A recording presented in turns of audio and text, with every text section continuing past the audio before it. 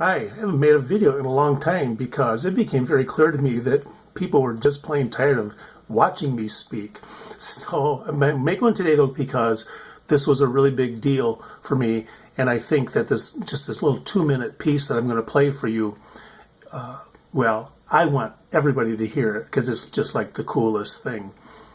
On Thursday, 2 days ago, on Cinco de Mayo, which was my youngest grandchild's very first birthday, I was interviewed on a radio program that features LGBT issues out of Bloomington, Indiana. And in the half-hour interview, they asked me about Julie, how we met. And this is what, if I can reach around to my computer here, there we go. I practiced this so many times so you can hear it well. Here's what I had to tell them. I hope you enjoy. So let's talk a little bit about Julie. Let's. How did you meet Julie? Let's start with that. Oh, gracious sakes. If you ran across it on my blog, it takes a long time. I got to do it really, really fast. We lived on opposite corners of Iowa, and I had an article published in a church magazine, and she read the article. She wrote me a letter with some theological questions about marriage. Her marriage was troubled. We shared a few letters back and forth. She subscribed to an email thing that I was sending out in those days, and that was that. That was the summer of 2000. In the spring of 2001, I wrote something for that email publication about the fact that I was going through a divorce. I moved from Iowa to Michigan in a new pastorate, and I had the kids, and it was just, and how do you get through stuff like that? Well, she sent me an email.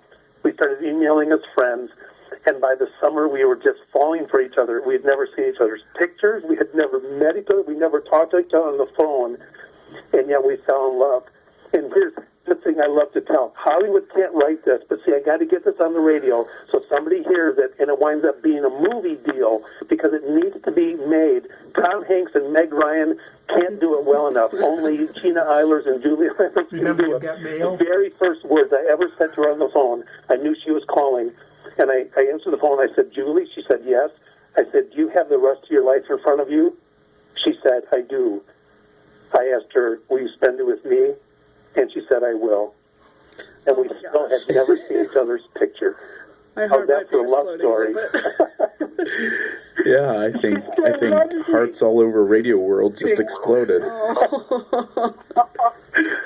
That is wonderful, Gina. It is amazingly wonderful. And she is just the most hardworking, compassionate, wise, caring. I cry. I'm sorry.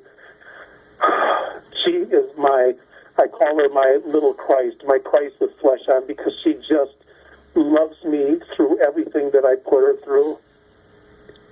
And it takes an amazing individual to do that too, doesn't it? Oh, my goodness sakes. Well, the statistics are just terrible. Usually it's the husband to wife, but it's more and more the other one. There we go. I'll put the link so that if you want to listen to the entire, it's an hour show, but I'm on like the first 35 minutes. There's a few minute music break in the middle. If you want to enjoy that, great. If not, you can skip over a few minutes. But Julie's story and mine, and then with a crazy twist of the last few years. How is that not a movie that needs to be made?